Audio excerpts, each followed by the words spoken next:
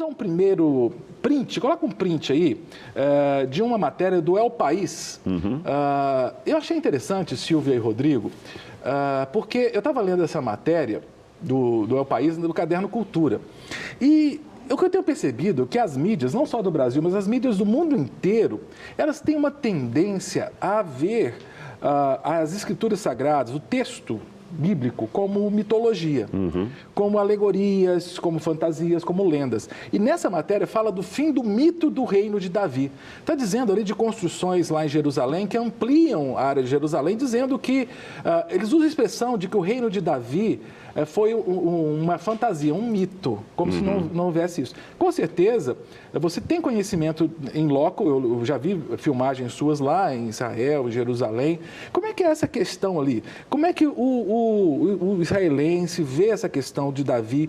Eles entendem que Davi foi um personagem histórico ou não? É lenda? Como é que é isso? Bom, na verdade, falar do israelense ou do judeu de modo geral já é um pouco complicado, porque desde os tempos bíblicos o judaísmo não é um grupo monolítico. Há vários setores. Você sabe que hoje no mundo existem cerca de 14 milhões de judeus. Sabe quantos tipos de judaísmo existem? 14 milhões. Cada judeu.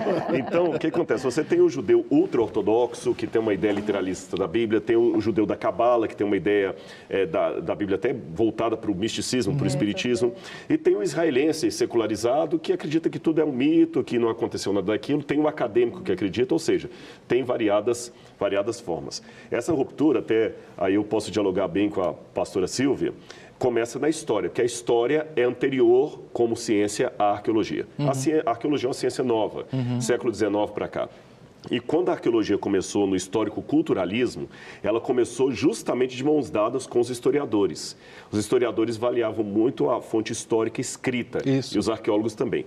Porém, quando surgiu a nova arqueologia, ou o processualismo nos Estados Unidos, ela rompeu com os historiadores. Tanto é que até hoje, é curioso, se você estudar arqueologia na Europa, você vai ser umbicado no departamento de História. Se for para os Estados Unidos, departamento de Antropologia ou Sociologia. Olha. Então, essa escola americana, que bebeu muito em fontes de autores da Dinamarca, de Alemanha, toda essa questão aí, especialmente a Dinamarca, Copenhagen, essa escola via o seguinte, uma ruptura entre o texto e o artefato. Eles acreditavam que o texto é vendido, que é político, que o artefato que vai me dar a história é real. O historiador, por sua vez, dizia que não, que o texto é que me dá a história real. Nesta briga entre historiadores e arqueólogos da nova arqueologia, de Copenhague, dos Estados Unidos também, que a Bíblia acabou entrando e alguns começaram a achar que a Bíblia também era um texto vendido, um texto político e tudo mais. E como cristão, não posso te dar a minha leitura espiritual aqui. Estamos num grande conflito entre o bem e o mal. E há interesses espirituais do mal em que este livro não seja realmente divulgado, analisado e confirmado. No caso, Silvia, como historiadora, você dá aula de teologia, dá aula de história da igreja, mas como historiadora, a Bíblia pode ser considerada um livro histórico ou não? É um texto literário livre? Como é que é isso? Com certeza a Bíblia é um livro histórico e fidedigno, né? A proposta, ele não se propõe a ser exclusivamente um livro histórico, né? Ele é, acima de tudo, uma revelação de Deus, então é algo espiritual. Mas ele tem, com certeza, um conteúdo histórico, verídico, comprovado. Inclusive, uma das coisas que o senhor falou que eu achei interessantíssimo, essa falta que a gente sente mesmo, de ter arqueologia mais próxima para poder conciliar, porque esse tipo de mensagem, né, do El País, né? El País. É muito raro. Como se a arqueologia, em relação às descobertas bíblicas, é como se ela fosse abafada. E quando você estuda, você sente uma necessidade tremenda de ter um embasamento da arqueologia, de ter uma comprovação. E é muito difícil você encontrar um material, encontrar algo que te dê uma comprovação. A gente sabe que existe. Só que, às vezes, meus alunos falam assim comigo, professora, passa as fontes. Eu falo, quem dera eu tivesse as fontes. Tem uma fonte aqui. Eu queria ter a fonte. Eu tenho uma fonte aqui. Eu estou olhando Eu vou mostrar para quem aqui? Para dois, para um aqui? Me fala no ponto aqui, ó. Vou mostrar para a Jéssica. Olha, deixa eu ver aqui, ó. Aqui, ó. Mas dá para o Fininho. Fininho quer parar. Fininho. Pega aqui, que esse livro aqui, olha que legal. É do Rodrigo. Opa, deixa eu virar. Rodrigo, Escavando a Verdade. Gostei do escavando ali, quer dizer, bem arqueológico. Bem arqueológico. Esse foi um livro que eu escrevi de arqueologia, um livro mais popular, mais simples, mas ele tem uma bibliografia da área acadêmica. E até quando eu escrevi esse livro, eu me lembro de uma coisa que a professora está falando aí, da questão de onde é que estão essas confirmações. O arqueólogo, ele tem que trabalhar com fragmentos de história. Aquela versão do Indiana Jones ou do filme A Múmia, que o sujeito entra lá, tá a cadeira, ainda com o esqueleto ali representado, ele pega imóvel, aí uma pedra sai rolando e começa a cair o templo. Não existe isso na prática. Nós estamos falando de milhares de anos, vários séculos, então é sobreposição de camadas, terremoto, guerra, ação do tempo. Nós trabalhamos com fragmento de história. Então a questão não é se eu tenho um achado arqueológico para cada parte da Bíblia. A questão é, o pouco que se achou, confirma aquela história ou desmente? Porque se eu for olhar a rigor, nós não temos nenhuma comprovação arqueológica da presença de Alexandre o Grande na Índia. Interessante. É verdade.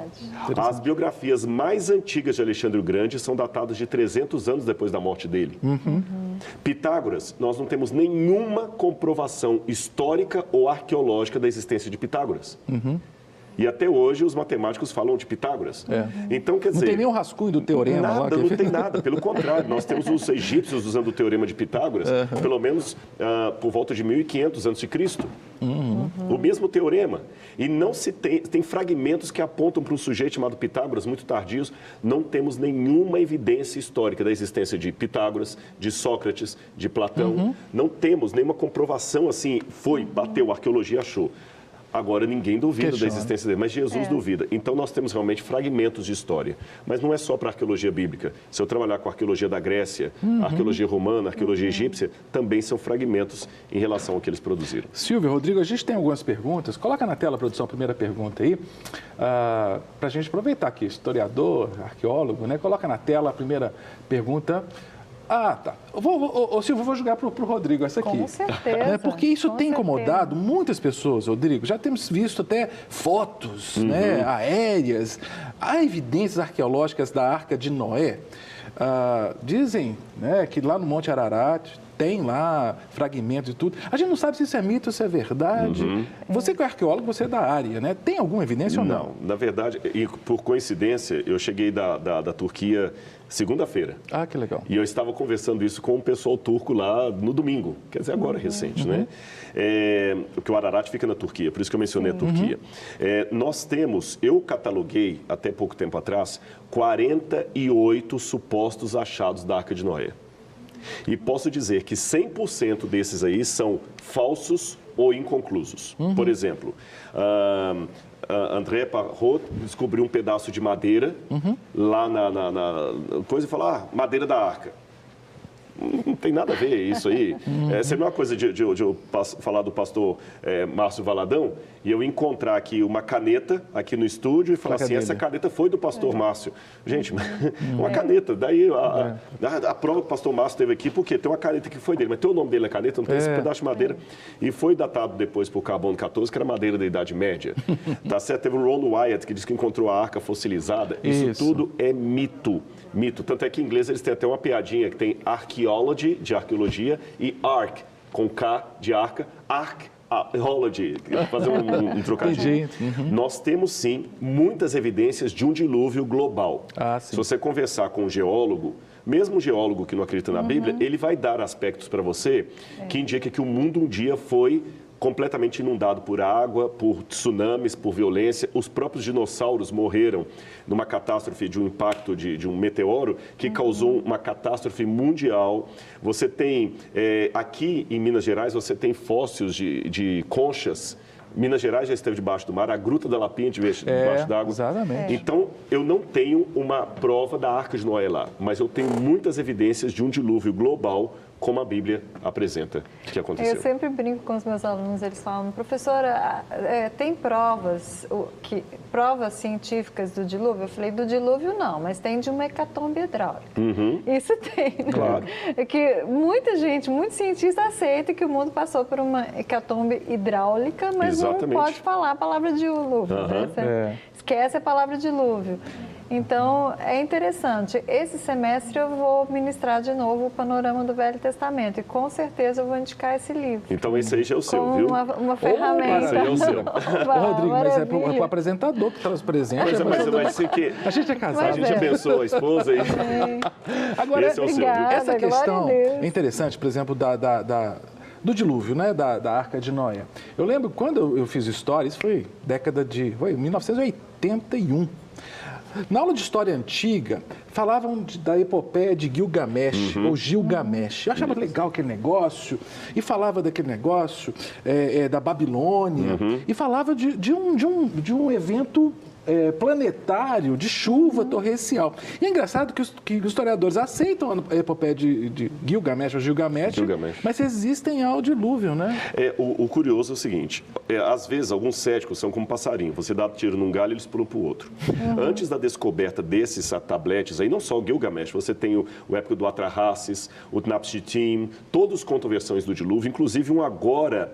Recentemente, há 2 meses, foi traduzido um novo tablete que estava no porão do Museu Britânico e que encontraram, inclusive, a palavra sar em acadiano ali no tablete, que diz que os animais entravam na arca de par em par. Olha só. Isso é inédito. Fantástico. Até o achado desses tabletes, diziam que a história do dilúvio era uma invenção do autor bíblico.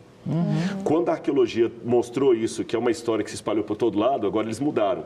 Não é uma invenção bíblica, mas a Bíblia plagiou. Exatamente. E não faz sentido dizer que a Bíblia plagiou, porque quando você compara os mitos da antiguidade e procura estabelecer a relação entre eles, geralmente o que plagia é mais complexo e mais detalhado do que o original.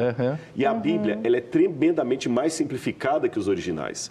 A impressão que passa está em 2 hipóteses. Letra A, que Moisés, o autor do Gênesis, nunca entrou em contato com esse material e que a semelhança entre os dois é apenas porque estão falando do mesmo evento histórico. Por exemplo, eu posso falar aqui, contar a história já que você falou do Galo, posso falar a história do Reinaldo, que era jogador do Atlético. E aí, vamos supor que eu menciono o Reinaldo no programa Evidências. E por coincidência aqui na TV Super, a Rede Super, você também fale do Reinaldo. Quem copiou quem? Ninguém. É porque nós dois estamos referência. Então, pode ser que Moisés nunca teve contato com isso, ele apenas teve uma revelação de Deus, de coisa que realmente aconteceu. E letra B, que Moisés talvez até tenha tido algum contato com esse material, mas ele escreveu para corrigi-los e não para plagiá-los. Interessante falar de Moisés, porque o pessoal confunde, né, Silvia? Assim, e a Arca de Moisés, né? Fala da Arca de Moisés. Mas tem uma Arca de Moisés, assim, a Arca da Aliança. Alguns dizem, Rodrigo, que a Arca da Aliança está lá no Monte do Templo, lá debaixo do Domo da Rocha, não é isso? Isso, o Domo da Rocha. Tem algum estudo arqueológico sobre isso? Não temos porque, inclusive um dos projetos, eu sou professor também do Moriah Center, que é um instituto ligado com a Universidade Hebraica de Israel. E nós sempre em novembro temos o curso de arqueologia lá. E nós levamos alunos para escavarem restos do Templo Monte. Mas onde a gente escava as coisas do Templo Monte? Fora do Templo Monte, porque ali é proibido escavar. Se você escava ali, até a Unesco considerou aquela área dos muçulmanos, você vai proclamar a Terceira Guerra Mundial. Então, os muçulmanos fizeram uma própria estrutura clandestina ali, tiraram muito monturo de terra e jogaram num outro lugar, lá perto da Universidade Hebraica. Entendi. Então, a gente vai lá e peneira, pega os restos. E pega e acha coisas. Mas escavar ali não pode. Agora, a arca, ela desaparece no período em que Babilônia invade Jerusalém, 606 a.C. Então, como a arca desaparece ali, nós não sabemos o indício dela. Existem tradições judaicas que dizem que mãos piedosas, possivelmente Jeremias, se estivesse entre eles, guardaram a arca em algum lugar. Considerando que era um objeto sagrado, ela não deve ter afastado muito de Jerusalém. Na minha opinião, mas opinião agora não comprovada, a Arca da Aliança está em algum lugar ali embaixo, que é um queijo suíço aqui, ele não foi explorado, embaixo do Domo da Rocha. Mas isso eu posso dizer como hipótese. Não é uma coisa que eu fui lá que escavei, que é impossível escavar. Vocês viram a filmagem de uma rocha do Muro das Lamentações caindo? Sim, foi um pedaço de pedra. Depois de 2 anos. Salta do muro. Exatamente, ele caiu, mas não feriu ninguém. Graças a Deus não teve nenhum problema. Vocês acham que essa questão dos 70 anos, inclusive essa semana agora, dia 7 e 8, aqui na Lagoinha, a gente vai ter um evento de comemoração. Você acha que isso é só uma data, Silvia, assim? Ou tem algum valor simbólico e espiritual, a volta de Israel para o seu estado, lá em 48? Bom, tudo isso depende da tua posição escatológica, É verdade. né? Uhum. Para mim, pessoalmente, né, eu creio que nada é coincidência. Eu creio que Israel é mesmo o relógio de Deus, eu pessoalmente creio, e creio que todos os eventos mundiais estão condicionados a ela. E tudo que acontece ali interfere na história da humanidade toda, sempre. Desde Abraão, desde a chamada de Abraão, Israel foi chamada para atrair a atenção de toda a terra e ela continua atraindo até hoje. É o ponto central, eu creio. Conversar escatologia com o Rodrigo, que é adventista, deve ser tranquilo, porque vocês transitam bem. Mas eu fico assim, tranquilo, porque o que a pastora falou é verdade. Nós temos duas linhas hoje, não só adventistas e evangélicos. Mesmo na linha evangélica existe uma divisão. Existem alguns que, como ela bem colocou aí, eu só falei isso mesmo, né? Que vem uma relevância em Israel na dispensação da igreja e concentram tudo em Israel. Existe outra linha teológica que pensa que não, que o centro agora deixa de ser Israel e passa a ser a igreja, que a igreja é o Israel espiritual. E aí, no caso, Deus tem um plano para os judeus de salvação, de evangelismo, mas agora ele concentrou na igreja de Cristo. Aí tem aquelas leituras de Paulo em Romanos que vão diferenciar. Israel, né? Israel, e nós somos os enxertados e tudo mais. Eu acredito assim, eu realmente tenho uma posição mais eclesiocêntrica do que a dispensacionalista. A própria Igreja Batista no passado, os luteranos também eram mais depois do dispensacionalismo de Raul Lindsay que veio essa linha. Agora, o que eu acho bonito é que mesmo que eu tenha uma posição escatológica diferente, nós vamos ter uma fé em Deus tão grande que eu vou falar uma coisa aqui que eu não sei se vocês vão se surpreender até de um adventista falar isso. Para mim, a Igreja de Deus, ela é muito maior do que a Igreja Adventista. E eu declaro numa rede de TV batista que a maior parte do povo de Deus não está na Igreja Adventista. E antes que alguém pense assim, então ele está agora deixando de ser adventista? Não.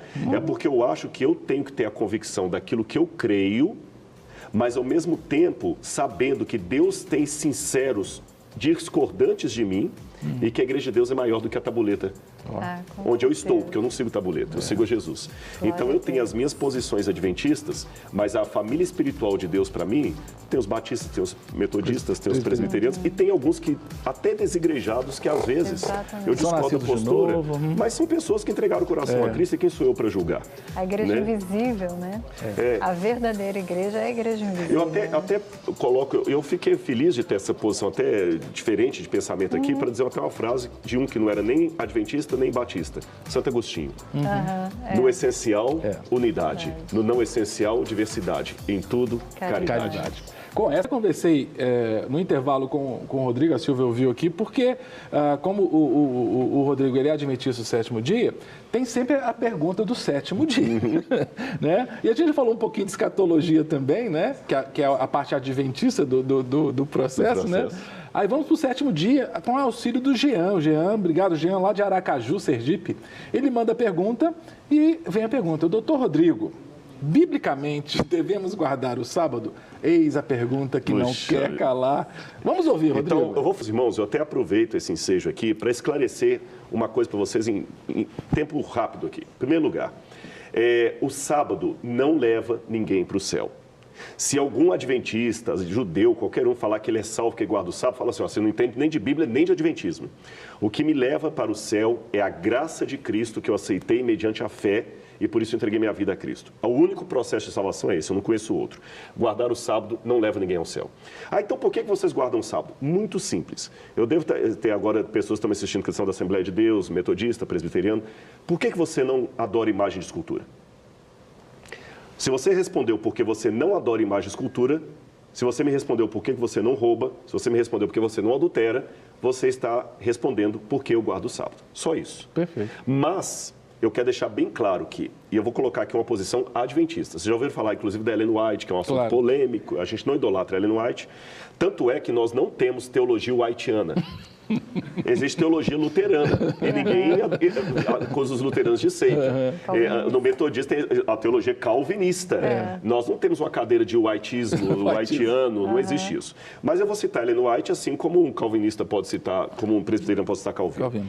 Porque é uma autoridade da igreja adventista. A própria Ellen White não teve nenhum parente que guardasse o sábado. É mesmo? Quando o Guilherme Miller morreu, o Guilherme Miller não aceitou a guarda do sábado e Ellen White disse que ela teve uma visão de Deus que anjos protegiam o túmulo de Guilherme Miller, que foi um homem de Deus. Olha que interessante. Eu estive nos Estados Unidos, no túmulo da irmã White, que era casada com um pastor metodista que perdeu uma filhinha. Ela escreveu uma carta para essa irmã, dizendo assim, que perdeu um bebê, e falou assim, minha irmã, não chore, porque de acordo com a Bíblia, o Senhor Jesus, na sua volta, trará de volta o seu bebezinho ressuscitado. Uau. Basta você e seu esposo continuarem fiéis a Deus como vocês sempre foram. E ela estava falando de parentes dela que guardavam o domingo. Uau. Tá bem? Então, eu guardo o sábado porque eu cheguei nessa conclusão na Bíblia. Então, respondendo ao irmão...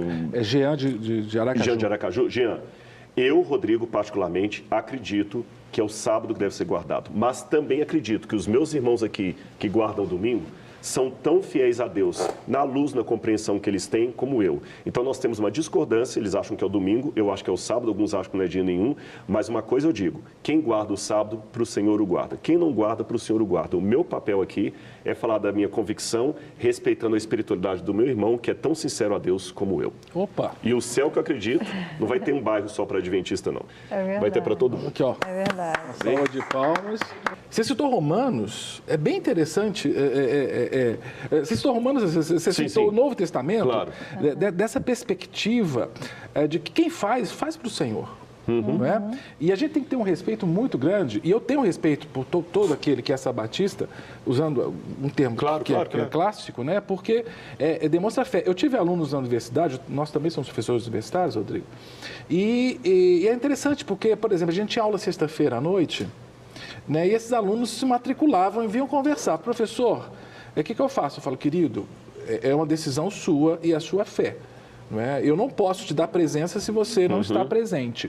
Mas eles conseguiam cumprir o curso, sabe? Se esforçavam na carga horária tranquilamente. E eu admirava. Né? E você citou o Decálogo, os 10 Mandamentos. É uma discussão interessante. É uma questão interessante. É, muito interessante. Porque se você pega lá os 10 mandamentos, então você tira um... A única questão que a gente coloca, mas eu digo isso com muito respeito, é que a teologia evangélica convencional diz que a lei foi abolida na cruz. Mas quando nós perguntamos a todos os evangélicos se ele guarda o primeiro mandamento, ele guarda o segundo, o terceiro, o quinto, o sexto, o sétimo, todos estão válidos no Novo Testamento, só o sábado que caiu. Então, para ser coerente, eu deveria dizer que foi o sábado que foi abolido e não a lei, porque 9 ainda estão em vigor. Mas, como eu disse, essa é uma questão que eu coloco aqui porque me foi perguntado. Então, eu estou aproveitando a oportunidade sem ser oportunista. E quero aproveitar e fazer um agradecimento aqui, sem nenhuma demagogia. Porque, às vezes, eu lido muito com ateus. Tem um outro livro meu aqui que é para ateus. É esse aqui? O Ceticismo da Fé. Deixa eu mostrar aqui para o... Que esse, inclusive, eu trouxe para dar para o pastor Márcio Valadão. Viu? Pastor... Que é uma pessoa que eu admiro muito. E eu já tive a oportunidade de jantar uma vez com ele, aqui, o Cid Moreira, a esposa dele, lá ele que trouxe o Evidências para a TV Super. Foi ele. Mas esse título seu, ele é uma provocação? Provocação. Ceticismo da Fé. Exatamente, porque esse livro eu não escrevi na linguagem igrejeira. Eu escrevi esse livro para atingir o que gosta de assistir o Pondé no YouTube, que gosta de ler Karl Marx, que gosta de ler Nietzsche, a Kafka. Eu mostrei a partir de Diderot, de Descartes, como é que o mesmo pensamento desses autores, no meu ceticismo, me leva a crer. Vou falar uma coisa polêmica e paradoxal. Eu sou um crente porque eu duvido. Interessante. E disto posto, eu às vezes sou mais respeitado por alguns ateus do que por alguns evangélicos. Quando você for no Jô Soares, por exemplo... É triste, porque é seita, entendeu? Eu senti o Jô Soares assim, impactado com o que você falava. Ele balançou mesmo? Foi impactado pelo Espírito Santo. Não é? Porque esse livro aqui tem poder. Aleluia. É verdade. Eu ainda acredito nisso. E, para honra e glória de Deus, foram 3 entrevistas no Jô Soares. Num ano me convidaram, deram um bloco. 2 anos depois me convidaram de novo, deram 2 blocos. No 3º ano convidaram, deram 2 blocos. Olha só. E depois convidaram uma 4ª vez, mas eu estava morando nos Estados Unidos nesse tempo e não pude ir na 4ª vez. E eu soube depois eu soube que tinha gente que até pagava para ser entrevistado pelo Jô Soares. E as 2 outras entrevistas foi ele que colocou. Então eu louvo a Deus por essas portas, seja do Jô Soares, seja de vocês. Só complementando o meu agradecimento que eu falei, porque às vezes eu me sinto mais respeitado por um ateu do que por um evangélico que me acha seita, leproso. E hoje não. igrejas como a Batista Lagoinha abrem as portas para a gente falar com respeito, e por isso que eu tenho que respeitar. E vocês são meus irmãos em Cristo Jesus. Amém. Eu louvo a Deus por essa oportunidade, sem demagogia. Em nome de Jesus, Rodrigo. Muito obrigado. Obrigado. Inclusive, pode falar. Pode. Assim, já que nós estamos aqui num ambiente assim, tão respeitoso e democrático, eu estou tão impactada com o irmão e estou aqui para aprender, né? Que coisa boa a gente poder aprender com quem realmente conhece. Esse posicionamento é maravilhoso e isso comprova, né, o quanto o irmão realmente conhece a Deus e pertence ao Senhor, porque são essas atitudes mesmo que mostram, né?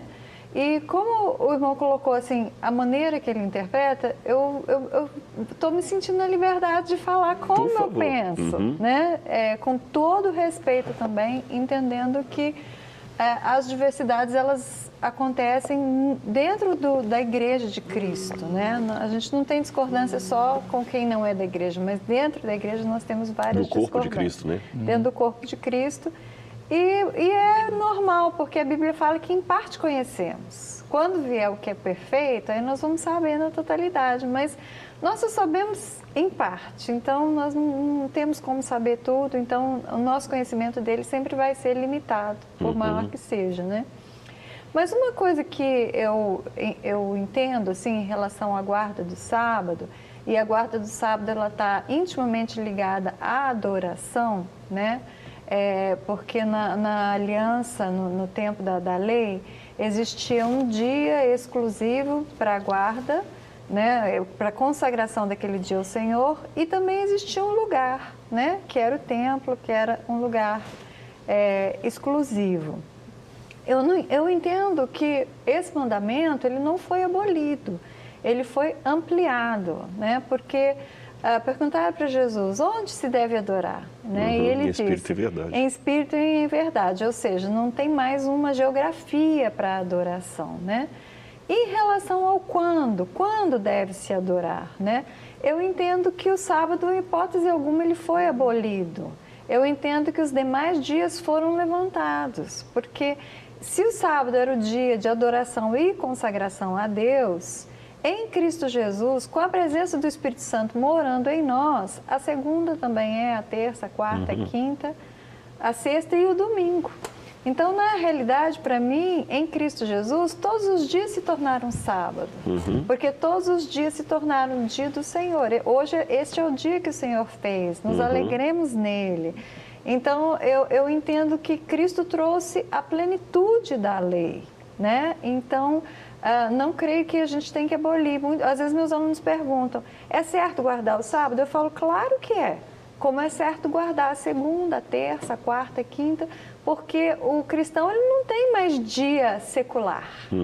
Todos os dias em Cristo são dias para adoração.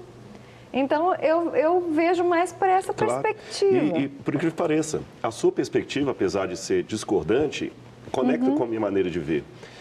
Porque, e aqui eu vou falar uma coisa que até mesmo alguns adventistas não interpretam isso de maneira como eu acho que deveria. Na minha opinião, todos os dias realmente são de Deus. O que é o sábado para mim? O sábado para mim, se me permite uma comparação, vocês são casados. Eu vou perguntar para ela para não te deixar em qual é o aniversário do casamento de vocês. Acho que é melhor você perguntar para ele. Dois Silvia Maria, você sabe, pelo amor de Deus. Não, mas eu sei, é 7 de novembro. 7 de novembro. Ufa! Vamos colocar da seguinte maneira. Vocês não se amam só no dia 7 de novembro. Claro que não. Vocês se amam todos os dias. Vocês se relacionam todos os dias. Mas no dia 7 de novembro é um dia especial. Por que o 7 de novembro é um dia especial? Porque vocês se amam tanto nos 364 dias restantes do ano, que quando chega o 7 de novembro, vocês têm um momento para celebrar, para comemorar. Não um dia para lamentar, um dia para comemorar. Sim. Na minha visão, pegando um viés da sua ótica, para tentar harmonizar as duas visões, o sábado é uma comemoração do casamento que eu tenho com Cristo nos outros 6 dias da semana. Eu me relaciono com ele no domingo, segunda, terça, quarta, quinta e sexta. Quando chega no sábado, eu celebro, como no 7 de novembro vocês celebram. E assim como no 7 de novembro é um dia que você tem uma situação especial, talvez vocês vão jantar fora, chamar os amigos, fazer bodas, aquela coisa, no sábado também é uma celebração especial. Porém, na minha teologia, todos os dias são dias do Senhor. Segunda, terça, quarta dia. O sábado é o aniversário de casamento, se eu posso fazer a paráfrase aqui, do que aconteceu. Agora, se eu não me relaciono, isso aqui é até um puxão de orelha para os adventistas que estão me ouvindo.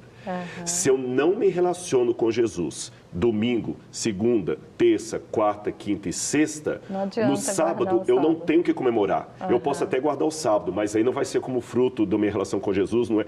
É legalismo. Aí eu estou guardando por legalismo, por qualquer razão, menos que seja a razão da graça. É só tentando uma ponte, uma harmonização. Ótimo. Tranquilo? Bom, queridos, eu vou deixar os dois conversar aqui, estou só observando aqui. Mas a data do aniversário... Que medo, rapaz, deu medo aqui dela esquecer desse negócio. Mas eu estou muito feliz, inclusive, mandar um grande abraço para o pastor Cláudio. Cláudio Irli. Como é que é o sobrenome dele? Cláudio Irli. Cláudio, lembra do Cláudio? Lembro, Sim, claro. a gente estou junto. Estive com ele ontem, inclusive. Gente muito boa, Nossa, viu? foi quase ano 2000, já faz 18 anos isso, né? Vou E falar... o pastor Johnny também é o nosso vizinho? Ah, não me aperta não, porque Eram começou. dois pastores O vizinho do lado não lembra. Agora... John ou Johnny, Eu tive um Johnny, aluno meu, que foi... maravilhoso. Que ótimo, Dois viu? vizinhos maravilhosos. Agora, deixa eu aproveitar um pouquinho mais o Rodrigo aqui, porque eu estou curioso, né? O Rodrigo, você acredita que eu era avaliador do MEC para curso de teologia? Aí o MEC fez uma mudança e me colocou para curso de arqueologia. Eu falei, Olha esse povo só. é doido, cara. Eu não tinha condição de fazer Você foi ao MAI lá? Não, eu não fui. Eu não chegou. cheguei a fazer visitas para arqueologia, ainda bem, porque eu não saberia. Entende? Embora... Porque, sabe aquelas questões? Eu fui avaliador do curso de teologia logo no comecinho, perto do ano 2000, porque não tinha um teólogo. Reconhecimento, credenciando os cursos. Não tinha teólogos. Então, como eu era historiador e tinha teologia livre, os primeiros foram assim. Sim, claro. Né? Aí Ou depois filosofia, alguns que tinham filosofia. Isso. Aí me colocaram depois para arqueologia. Mas eu tenho tantas dúvidas arqueológicas. Eu lembro que há muitos anos eu vi um filme, eu peço à produção que coloque aí a questão do filme, o corpo. Coloca a pergunta do corpo, que eu queria que o Rodrigo me respondesse isso. Eu acho que você viu esse filme, né? Sim, Antônio Bandeiras, eu lembro. Do Antônio Bandeiras. Você viu, Silvia? Viu, não viu? Sim, vi. O filme O Corpo, com Antônio Bandeiras, trata de uma questão que preocupa os arqueólogos cristãos. Só para dizer, como o filme é antigo, não vou ficar dando spoiler daqui. É a história de um padre, que é o Antônio Bandeiras, que também é arqueólogo e investigador do Vaticano. E do Vaticano. É a história que eles encontraram a tumba, encontraram o corpo de Cristo e o Vaticano mandou lá para tentar abafar. Isso incomoda vocês, são arqueólogos cristãos, de achar o corpo de Cristo? Não incomoda. Agora eu vou falar uma coisa aqui, mas agora eu tenho que tomar muito cuidado em responder. Foi mais fácil responder a questão do sábado do que isso aqui. E vocês vão entender por quê. Eu não sou de defender dogma. Porque eu não vou poder falar por todos os arqueólogos cristãos, vou falar por mim. Eu não sou de defender dogma. Mas existem algumas verdades que, na minha cabeça, já estão acima do questionamento. Por exemplo, que Jesus é o Senhor. Desculpa, você pode falar o que quiser, não está mais na mesa de discussão isso. E Ele ressuscitou. Então, eu tenho tanta convicção disto, que quando você adquire esse certo... Acho que a resposta vai mais de um campo espiritual do que material. Quando eu chego a essa convicção de fé tão grande, tão grande, tão grande, isso não me preocupa mais. Entendi. Você entendeu? É como você ficar se preocupando agora se ela te ama mesmo ou não. Você já tem tanta caminhada, você não vai mais precisar fazer... até tolice, você vai... Mas será que minha esposa me ama muito? Tem coisas... Quando vocês estavam começando a namorar, que vocês não se conheciam, talvez essa pergunta podia vir, mas hoje, então essa altura da minha caminhada com Jesus, sem nenhuma arrogância, sem nenhuma linguagem dogmática, isso já está fora de cogitação para mim. Eu não me preocupo, não vai encontrar, e ponto final. É igual Billy Graham, uma vez perguntaram para Billy Graham assim, o que você acha da teologia da morte de Deus? Aí Billy Graham falou assim, Deus morreu? Mas como? Eu acabei de falar com ele há 2 minutos na oração, não fiquei sabendo? Então, quer dizer, para mim, isso não preocupa. Ele ressuscitou, eu creio pela fé, tenho evidências históricas disso, creio também como homem racional, como homem de pesquisa, e Ele é o meu Senhor. Então, não me preocupa. E como o senhor falou, às vezes a dúvida é excelente, porque através da dúvida vem mais e mais comprovações, né? Exatamente. Quanto mais procura o corpo e não acha, mais fica evidente que Ele ressuscitou. Claro. E se eu quiser falar até como acadêmico, eu posso falar a mesma coisa. Um físico... ele pode não ter todas as respostas da física, mas já não duvida mais da gravidade. Exato. Já não está mais na pauta de discussão. Você não vai convencer com ele. Ele pode até não saber muita coisa sobre os quasares, sobre a física quântica, mas que a gravidade existe, acabou. Para mim, a ressurreição é histórica, real e acabou. Agora, e a crucificação? Coloca aí, por favor, aquele print do El País também, que fala assim que registros arqueológicos são poucos de pessoas crucificadas. Né? Tá falando, a arqueologia identificou apenas 2 corpos de pessoas que sofreram este tormento na antiguidade. Olha, achou 2 corpos, porque o de Cristo não vai achar. Não vai achar mesmo. Na verdade, eu só conheço um. Esse relato agora é bem mais recente. O único que eu conheço mais clássico na história foi encontrado em 1967, depois da Guerra dos 6 Dias, num bairro de Jerusalém chamado Givat HaMivtar. Seria... Givat HaMivtar seria colina da fronteira, alguma coisa assim. Eles encontraram um ossário, uma caixa de ossos, de um túmulo judeu, e o calcanhar tinha um cravo atravessado no calcanhar.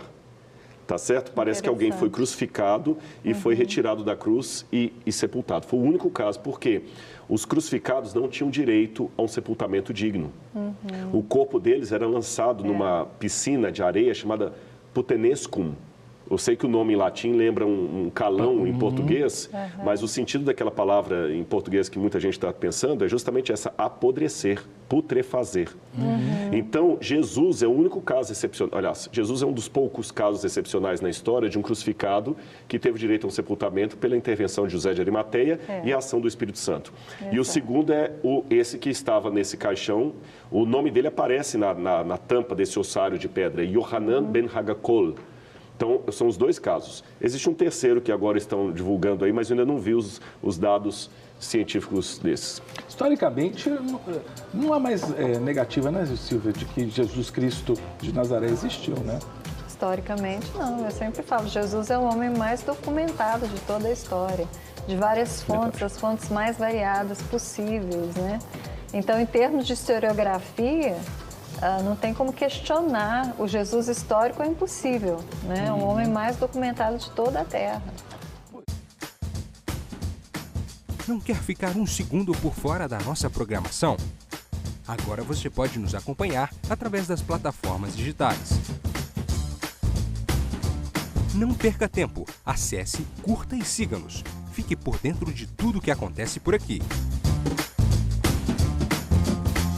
Rede Super, inspirando você.